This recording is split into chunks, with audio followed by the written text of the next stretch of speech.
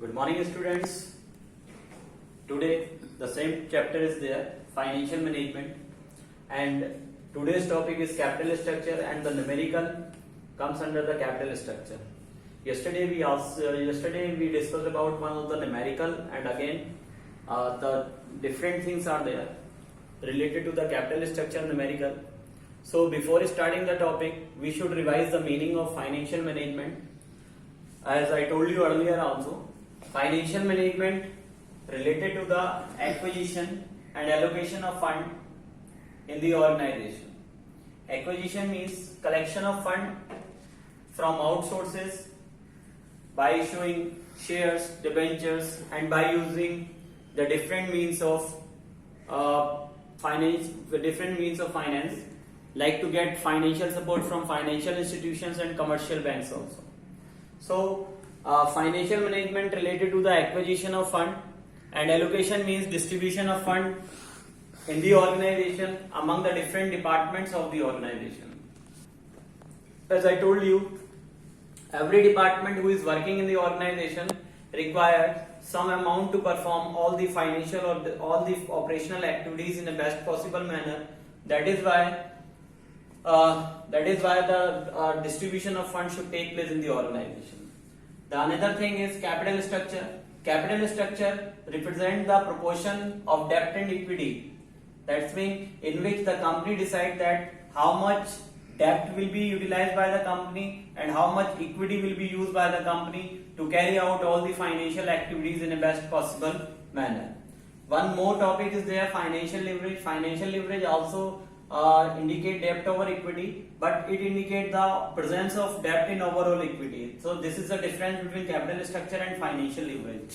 So today's topic is this, in which the question is there, in which equity capital is 50 lakh rupees. That means the person who is going to start the business, he is going to employ 50 lakh rupees from his own account, and debt capital rupees 30 lakhs. That means the person who is going to start the business, he is collecting the fund 30 lakh from outsources. So altogether the total capital will be 80 lakh rupees.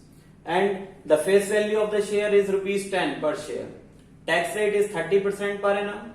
Interest rate is 10% per annum. Earning before interest and taxes is given 40 lakh. So from the above conditions, we have to calculate EPS, earning per share, and ROI, return on investment. So these two things we have to calculate by this condition. So the solution can starts with EBIT. EBIT stands for earning before interest and taxes. That means it is the all over earning of the company without paying interest or taxes. And whenever the company is going to pay interest or tax, they have to see the EBIT at first. Then only the things can be given to the people. So at first we have to deduct the interest from debt. As I told you yesterday also, interest always calculated over the debt. It never calculated over the total amount, but it always calculated over the debt. So EBIT is 40 lakh and debt is 30 lakh. So we have to calculate 10% debt toward 30 lakh. So it will be 3 lakh. So we have to deduct the interest from EBIT. Then 37 lakh will come. After deducting 3 lakh from 40 lakh, 37 lakh will come, and it will be considered as the EBT. EBT stands for earning before tax.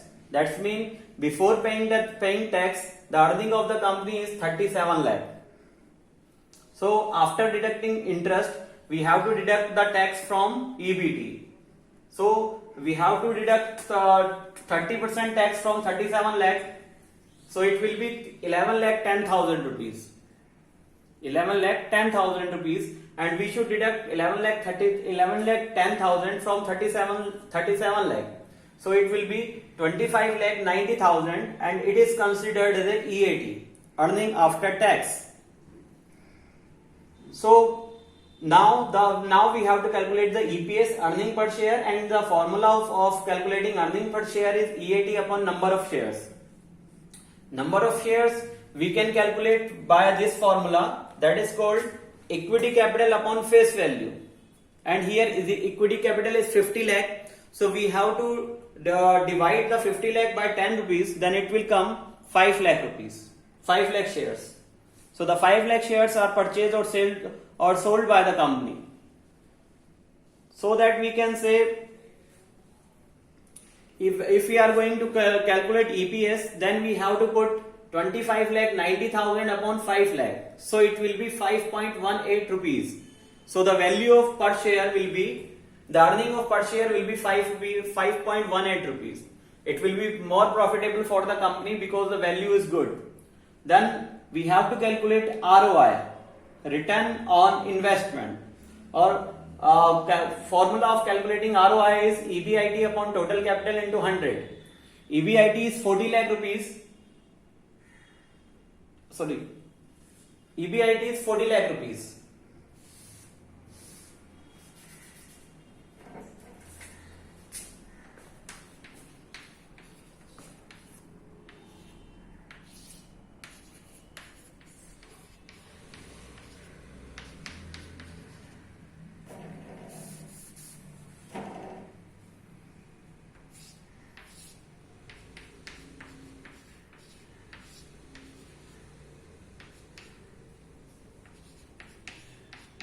Okay, EBIT is 40 lakh rupees. So 40 upon 80, total capital is 80 lakh. So 40 upon 80 into 100 equal to 50%.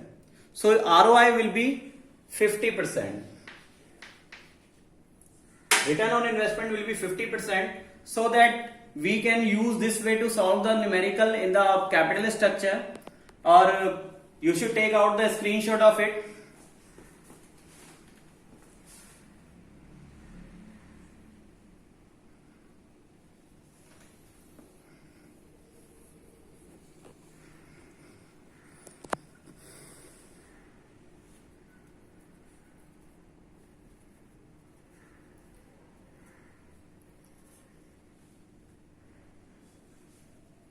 Okay, students, this is the one way to calculate ROI in EPS. Another thing we will discuss later on, because two or more methods are there to calculate the same thing. So we will discuss it later on. But again, I am telling you that how to calculate it. If equity capital is given and debt capital is given, but total capital is not given, then we have to add equity capital and debt capital to come to get the total capital. And whenever you are going to calculate the ROI, we needed total capital over there. So we have to keep in mind that total capital we can get after adding the equity capital and debt capital. Then only the total capital can become. And one more thing is there.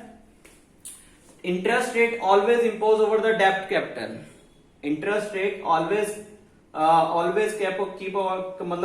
calculate over the debt capital only. If we are going to calculate the interest rate over the EBIT, then it will be wrong. That is why I am telling you again and again. Then whenever we are going to calculate interest, it will always impose over the interest over the debt only. So you should keep these things in your mind, and this is the way to solve the question. At first we have to eliminate the I from EBIT, then we have to eliminate T from EBIT, then we will get the EAT, that is called earning after tax. And if we are going to calculate the EPS, then the formula is EAT upon number of shares, and to find out the number of shares we can use the method equity capital upon face value. Then only we comes to know about the number of shares issued by the company. And again, EPS means EAT upon number of shares, then we will get the earning per share of the company. And the formula of ROI is EBIT upon total capital into 100. So this is the way to calculate the EPS and ROI. So student, if you have any problem related to it, you may ask on my personal number, or I will send you some of the questions in your PDF. Or if you have any problem in solving any of questions, you may ask your queries on my personal number. So it's enough for today. Have a nice day.